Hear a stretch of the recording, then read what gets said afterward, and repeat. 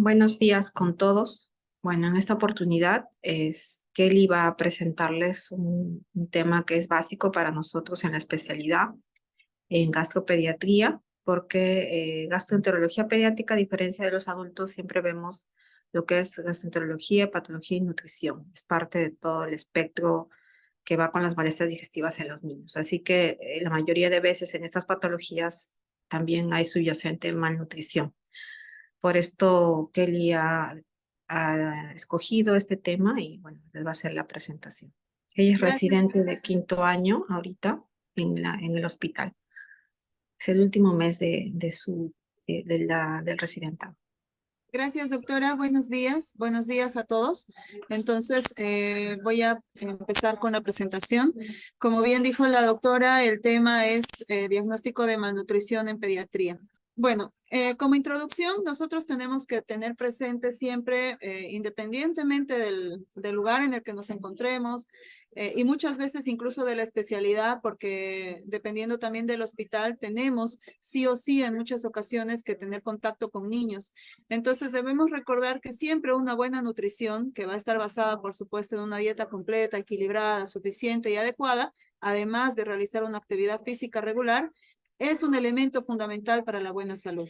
Un niño que no tiene estas condiciones y que a quien no se le puede garantizar una buena nutrición, va a traer consigo otro tipo de comorbilidades que pueden estar asociadas o pueden ser secundarias también a esta malnutrición. Entonces, una mala nutrición también va a reducir la inmunidad de estos pacientes, va a aumentar la vulnerabilidad a las enfermedades, altera el desarrollo físico y mental y reduce la productividad. Es bien sabido que un paciente que entra en un mal estado nutricional a la hospitalización por cualquier motivo va a tener una evolución más tórpida y una recuperación más difícil que un paciente que entra en buen estado nutricional. En cuanto a la definición y clasificación, tenemos que saber primero que la malnutrición se define como el desequilibrio entre el requerimiento de nutrientes y la ingesta, lo que va a provocar además un déficit de energía. ¿No? Que esto, en la medida en que no se vaya solucionando el problema de malnutrición, va a ser acumulativa. Además, va a haber un déficit de proteínas, micronutrientes que van a afectar negativamente el crecimiento y desarrollo del paciente. En pediatría, para nosotros es muy importante siempre pensar en crecimiento y desarrollo, independientemente de que nuestro paciente esté bien nutrido o mal nutrido, nosotros siempre tenemos que vigilar el crecimiento y desarrollo. Pero por supuesto, cuando tenemos un paciente desnutrido o malnutrido, tenemos que prestar especial atención para poder recuperar a ese paciente y evitar de que se entorpezca este crecimiento. Así, entonces, en la malnutrición nosotros tenemos un espectro. Cuando hablamos de malnutrición, no hablamos necesariamente de desnutrición. Hablamos, sí, de desnutrición, pero también de sobrepeso u obesidad y de otro concepto que es importante que se llama hambre oculta, como lo pueden ver en las imágenes. En cuanto a la desnutrición en sí misma, ya tenemos en situaciones bien conocidas que son la emaciación o el retraso en la talla, el crecimiento, ¿no? Talla para la edad, que esto nos va a llevar ya a consecuencias antropométricas. Entonces, la desnutrición ya va a ser visible. Vamos a poder nosotros identificar a un niño desnutrido. Lo que no vamos a poder identificar con tanta facilidad es el hambre oculta. Y en cuanto al sobrepeso u obesidad, también requiere un tamizaje importante, especialmente en el sobrepeso, aunque la obesidad es más evidente. En cuanto a la incidencia, tenemos estos datos que son de 2021, donde podemos ver que nosotros, lo que significa América, especialmente Sudamérica, tenemos un porcentaje de más o menos 36% de niños con hambre oculta, ¿no? Estamos hablando de las estimaciones de la UNICEF. Y además, en cuanto a la prevalencia de niños menores de 5 años que no están creciendo bien, para nuestro territorio estamos hablando de una prevalencia de entre el 20 al 30%, 29.9% de niños que no están creciendo adecuadamente según las estimaciones de la UNICEF. Entonces, sigue siendo una cifra importante. No equiparable, por supuesto, a otras zonas que la sufren más, como de repente algunos países en África y otros continentes o regiones aún más pobres, pero sí es un problema de salud importante para nosotros. Ya hablando de desnutrición, nosotros tenemos que tomar en cuenta que la desnutrición va a estar dada por una ingesta deficiente de alimentos, tanto en cantidad como calidad. No es suficiente solamente comer, sino tenemos que ver bien qué comemos para poder nosotros decir que un niño está nutrido, que una persona está nutrida, porque obviamente el concepto de desnutrición se aplica también a los adultos, no solamente a los pediátricos. Entonces, en el caso de pediatría, como ya había hablado, nosotros evaluamos crecimiento y desarrollo. Entonces, en ese contexto hacemos una evaluación antropométrica. Medimos al paciente o lo tallamos, lo pesamos y lo comparamos con unas curvas preestablecidas que tenemos, sean de la OMS o de la CDC. Pero es suficiente solamente medir, tallar al paciente como lo hacemos en las consultas regulares, pues no, no es suficiente. La medición diaria o en la consulta de un paciente en peso y talla no nos dice nada por sí sola. Tenemos que nosotros analizarla en el contexto del tiempo.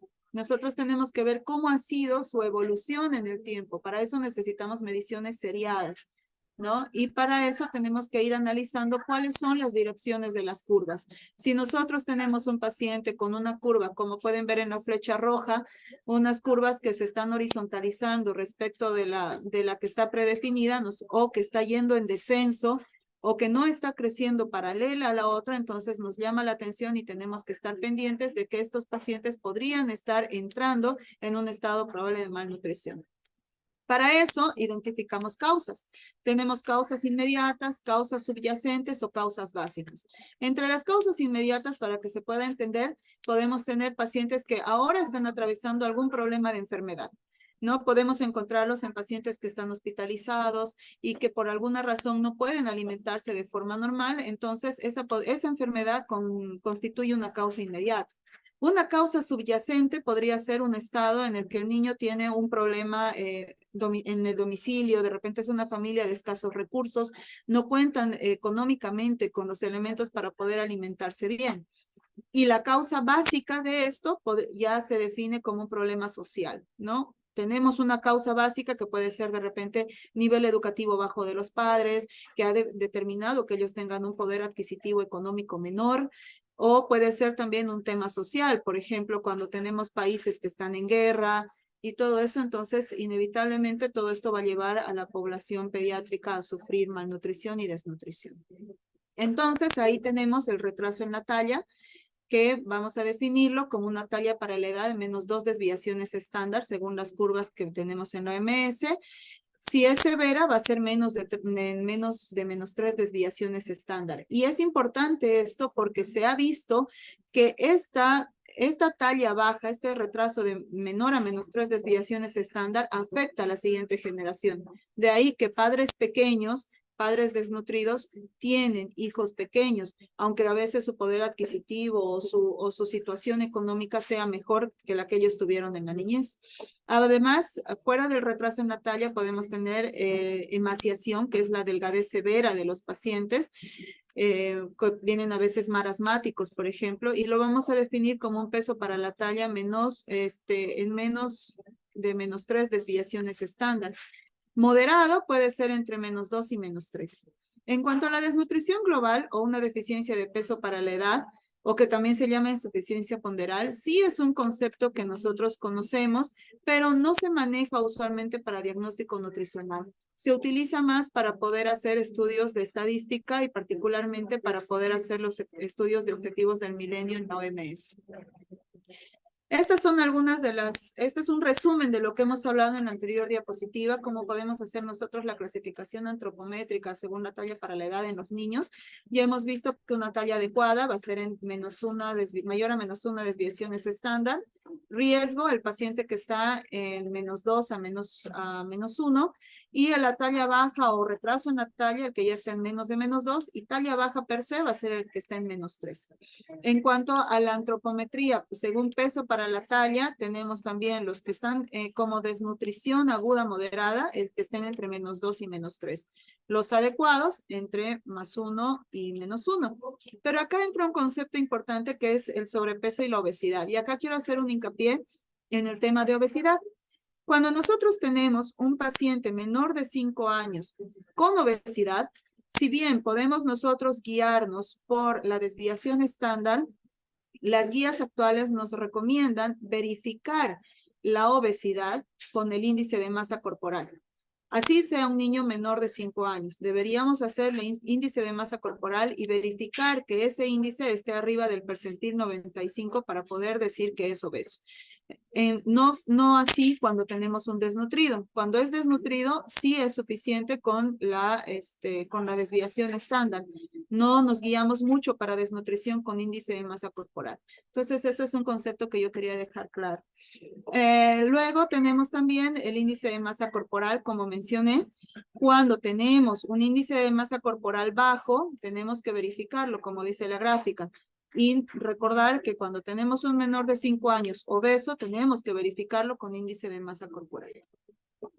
El otro concepto que teníamos al inicio, hablamos del hambre oculta y el sobrepeso. El hambre oculta es la malnutrición silenciosa, que puede o no tener compromiso antropométrico. Entonces, ahí es lo difícil, porque les había dicho al inicio que cuando nosotros tenemos un paciente desnutrido, ya tenemos compromiso en la antropometría. Entonces, podemos diagnosticarlo, lo vemos desnutrido. Sin embargo, el hambre oculta no se ve. Es una malnutrición por carencia de micronutrientes, lo que nos va a llevar a un déficit diagnóstico e intervención oportuna. Un ejemplo en nuestra sociedad, por ejemplo, de hambre oculta es la anemia, ¿no? Tenemos un déficit continuo del aporte de hierro en nuestros pacientes, lo que nos va a llevar a una consecuencia posterior sin que necesariamente esos pacientes se vean visiblemente desnutridos, pero sí están con una carencia constante.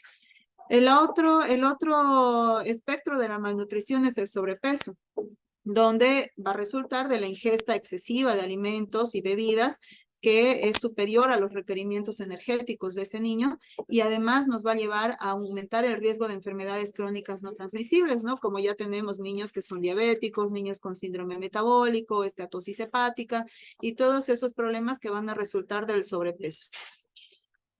Cuando nosotros tenemos a un niño ya desnutrido, como había mencionado, ahí tenemos afectación de antropometría y tenemos también a un niño, como les dije, visiblemente pequeño o visiblemente delgado. Entonces, ahí entra otro concepto importante que es cuando yo voy a hacer la recuperación nutricional, tengo que reatrapar a ese niño, es decir, tengo que reencarrilarlo en su curva nutricional normal. A eso se denomina catch-up o reatrapaje. Ese niño ha estado en una condición inhibidora, sea cual fuere, puede ser un niño que ha sido sometido a cirugías, un niño que ha perdido el intestino, o que ha tenido alguna situación o alguna anoxia que ha provocado que deje de crecer. Al estar él expuesto a esa condición inhibidora, tiene una velocidad de crecimiento disminuida, que luego se va a ver aliviada o compensada según la recuperación. Por ejemplo, un niño que ha tenido una resección intestinal importante, entra en un estado de falla intestinal, deja de crecer, de ganar peso, pero eventualmente logramos compensarlo. Y empieza nuevamente el proceso de reatrapaje. Entonces, cuando se alivia o se compensa la condición onoxa que ha provocado la inhibición, aumenta la velocidad de crecimiento y se hace superior. Entonces, en ese momento yo debo aprovechar para poder hacer la recuperación nutricional de ese paciente y llevarlo a su curva original. Como podemos ver en las gráficas, nosotros nos podemos guiar por los percentiles o nos podemos guiar también por las desviaciones estándar. En términos prácticos, lo ideal es llevar a este paciente que está con una talla baja y con un peso bajo, tengo que llevar el peso actual al percentil 50 de la talla actual que tiene mi paciente, no de mi talla objetivo, sino de la talla actual, para poder reatraparlo en la curva original y después recién empezar a recuperar la talla que el paciente debería tener para la edad. Entonces, cuando yo voy a entrar ya a evaluar a estos pacientes, para hacer un diagnóstico nutricional adecuado, voy a tener en cuenta 5 dominios. Las variables antropométricas, es decir, voy a pesar, tallar a mi paciente, tomar perímetro braquial, perímetro cefálico, pliegues, lo que corresponda. Tengo que ver el dinamismo del crecimiento. Ya habíamos comentado de que una medida en el tiempo no me sirve. Tiene que ser una evaluación dinámica, haciendo constantemente el análisis de la ganancia de peso según la progresión en la curva. Para eso necesito medidas seriadas. Además, el tiempo de evolución. ¿En cuánto tiempo mi paciente está aumentando de peso o está disminuyendo peso? Y la etiología. Tengo que identificar cuál es la causa subyacente que está provocando esta malnutrición. Si tengo un paciente con una enfermedad aguda, si tengo un paciente con una causa subyacente o tengo que atacar de repente alguna causa básica, que sería mucho más difícil, ¿no? Porque estamos hablando de un tema social. Pero en esencia, estos 4 primeros dominios me van a llevar a poder identificar puntualmente cuál es el impacto funcional en el desarrollo. El paciente está solamente desnutrido agudo, es un desnutrido crónico o tiene algún otro compromiso más. Para todo esto me valgo de las variables antropométricas. Ya habíamos hablado de habíamos visto una gráfica de las curvas, cómo nosotros podemos identificar un poco o cómo vamos a hacer el análisis para reencarrilar a nuestros pacientes.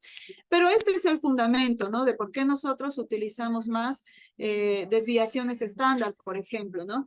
Podemos ver acá la gráfica del Z-score, donde vemos que todo lo que se aleja de la mediana, o sea, del punto 0, que podemos ver acá, se corresponde a este punto 0 con el 50 percentil. Entonces, ahí son más o menos similares en el análisis de la curva. Todo lo que se aleja del punto 0 a +1, +2, +3 o +4 son nuestras desviaciones estándar hacia lo positivo. Y lo que va en -1, -2, -3, por supuesto, son nuestras desviaciones estándar hacia lo negativo, que se va a corresponder con los percentiles. Ya vemos que acá cuando tenemos un +1 se corresponde más o menos con un 84 percentil aproximadamente. Cuando tenemos en -1 se corresponde con una aprox de un menos 15 percentil aproximadamente. Pero ¿por qué nos es más útil a nosotros identificar con con desviaciones estándar? Porque los percentiles me dan en números absolutos si está en el 50, 90 o percentil 10, mientras que la desviación estándar me permite hacer una evaluación más dinámica a lo largo de la recuperación nutricional para ver incluso en decimales cuál ha sido el progreso de ese paciente para la recuperación. Entonces, cuando yo tengo pacientes menores de 2 años, tomo idealmente los parámetros de longitud para la edad, peso para la longitud y el IMC y perímetro cefálico. De los 2 años a menores de 5 años, usualmente tomo la talla para la edad, peso para la talla, índice de masa corporal y perímetro cefálico. Y de mayores a 5 años, ya solamente la talla y el índice de masa corporal. Hay otra herramienta que es muy útil y que ha sido validada también por la OMS ya hace varios años y que ahora está aceptada para niños de 6 meses hasta los 5 años, que son las cintas MUAC. Estas cintas, que son para medir el perímetro braquial, vienen ya estandarizadas y nos van a dar en percentiles también el riesgo o si se ha establecido ya la malnutrición, pero en números redondos y de forma práctica, tenemos un paciente desnutrido severo cuando el perímetro braquial del brazo no dominante, en el caso de que el paciente escriba, es menor a 11.5 centímetros. ¿Por qué eso es importante? Porque se ha visto que ese diámetro menor de 11.5 también está relacionado con mayor mortalidad en el paciente desnutrido. De ahí la importancia. Y además porque me es útil en casos en que el peso no me es fidedigno. Por ejemplo, si tengo un paciente que viene con anasarca o tiene ascitis y el peso no es un parámetro con el cual yo me pueda guiar para poder identificar la ganancia, entonces ahí me sirve la cinta MUAC y me sirve también el perímetro cefálico. Justamente acá tengo una cinta para mostrarles de cómo viene, ¿no? Esta cinta MUAC y cómo la tenemos que utilizar para poder medir el perímetro braquial en nuestros pacientes. Aparte de eso, cuando no es fidedigno el peso y yo utilizo la cinta MUAC, también se ha visto que el perímetro cefálico es un buen indicador de ganancia de peso, especialmente en menores de 5 años. Es importante por eso que al primer contacto con un paciente menor de 5 años se le mide el perímetro cefálico y con eso yo puedo ir correlacionando también mi recuperación porque las guías nos indican de que si hay una buena ganancia de perímetro cefálico, ese paciente también va a ir recuperando talla eventualmente. Además, evaluamos la dinámica del crecimiento como cambios en la velocidad de peso y talla sobre el tiempo comparado con la medición de los parámetros que hemos tenido anteriormente. Por eso les decía que una sola toma no es suficiente. Lo ideal es que la curva vaya siempre paralela. El crecimiento paralelo a la curva sobre la cual nos estamos basando. Todos los demás comportamientos de la línea van a ser anormales y pueden ser considerados patológicos. Entonces, también podemos tomar los indicadores, ¿no? Como mencioné, nosotros vamos a tener los indicadores de peso para la talla, el índice de masa corporal, talla para la edad, peso edad y la cinta MUAC. Cuando tenemos una cinta MUAC en menos de -3, podemos hablar de un paciente con desnutrición severa que se va a corresponder con un perímetro de menos de 11 centímetros. Pero también tenemos otros indicadores de 2 puntos, ¿no? Como por ejemplo la velocidad de ganancia de peso. Además, la pérdida de peso, la desaceleración o la ingesta inadecuada. Cuando vamos a hablar, por ejemplo, de un paciente con desnutrición leve, tenemos que tener una velocidad de ganancia de peso entre 50 y 75% de lo esperado, según la gráfica que estemos usando de la OMS. Si tenemos una desaceleración, por ejemplo, del crecimiento de peso y talla, vamos a tener un paciente que ha declinado una desviación estándar respecto del control previo. Pero cuando tenemos una desnutrición severa, puede declinar hasta 3 desviaciones estándar respecto del control previo. Por eso es que, reitero, la evaluación es dinámica. En cuanto al tiempo de evolución y etiología, podemos tener una desnutrición aguda o crónica en 3 o más meses. Puede ser una desnutrición secundaria, como dije, una enfermedad, trauma, una hospitalización prolongada. Y tenemos que identificar el mecanismo.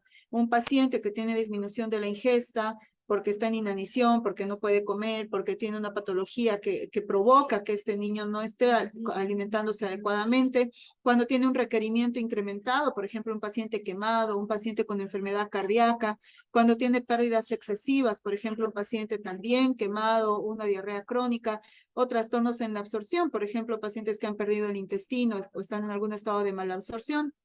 Además, ahí podemos tener añadidos estados de inflamación continuos, ¿no? Estados proinflamatorios.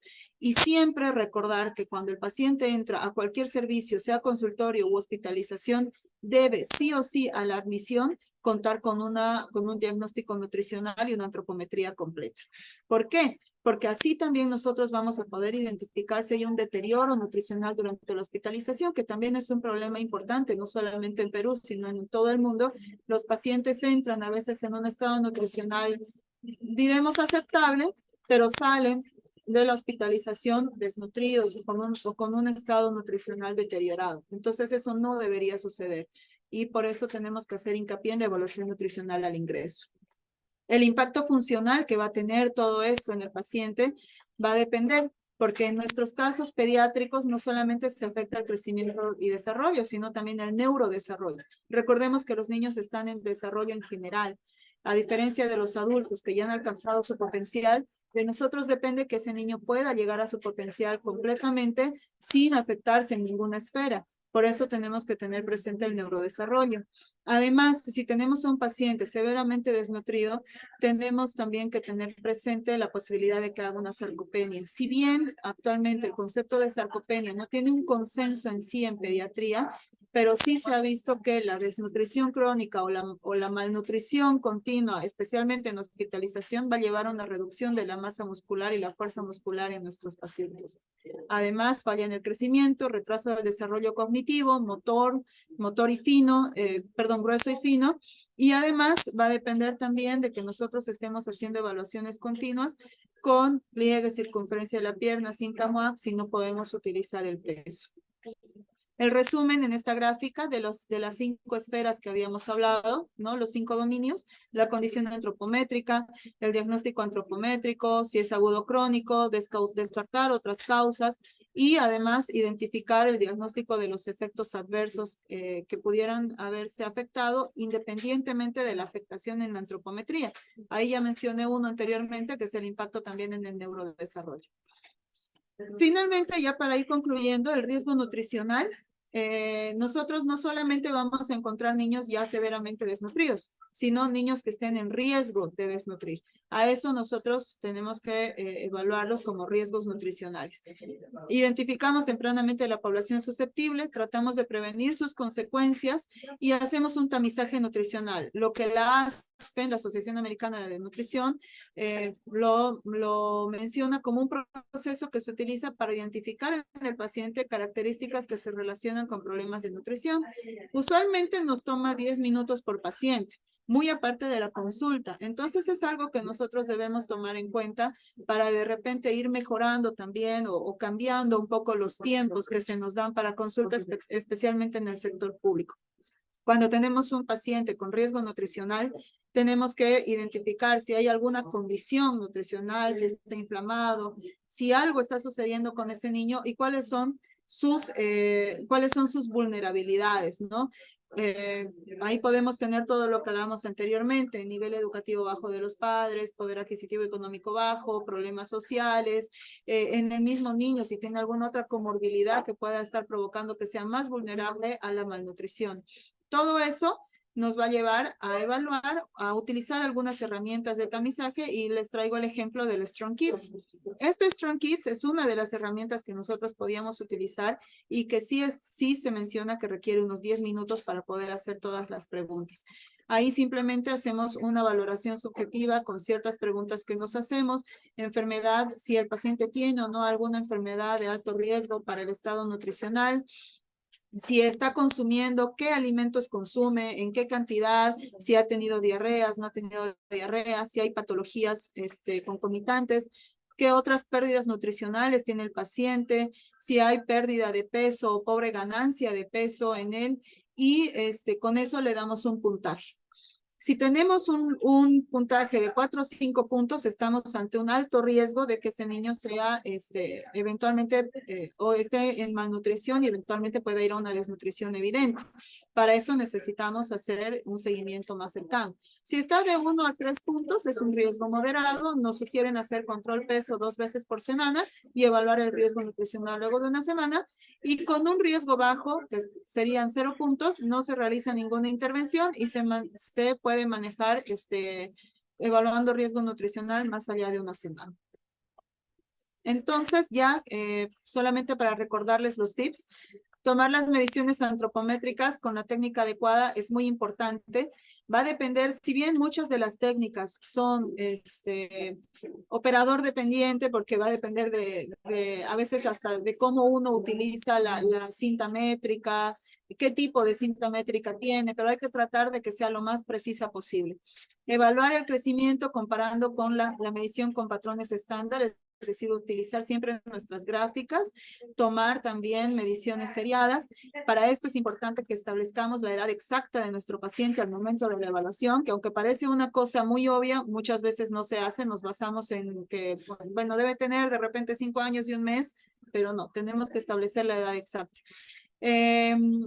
Saber que la zona normal es de -1 más 1 desviaciones estándar, ese es el rango normal en el que debería estar el niño cuando llega a nosotros, y recordar que esto es basado en una puntuación Z, que significa que tan lejos de la mediana se ubica la medición. No así con los percentiles. En cuanto a los niños menores de 5 años, recordar siempre peso para la talla para el déficit e índice de masa corporal para exceso cuando sospechemos de obesidad. La evaluación siempre dinámica para nuestros pacientes, hacer, si está hospitalizado, mínimamente una antropometría completa cada semana, como nos sugiere el Strong Kids. Y el perímetro cefálico debe ser rutinario hasta los 3 años, salvo en niños en quienes nunca se haya tomado un perímetro cefálico y son menores de 5 años, cuando llegan a nuestro servicio por primera vez, así sean mayores de 3, pero menores de 5, debemos tomar un perímetro cefálico porque ya mencioné que es un indicador individual asociado a la talla y nos va a ayudar también a predecir en su crecimiento si ese paciente también va a ir mejorando la talla eventualmente. Y finalmente el mensaje, recordar que la nutrición en etapa temprana es uno de los pilares del desarrollo humano y del progreso de las naciones. Gracias.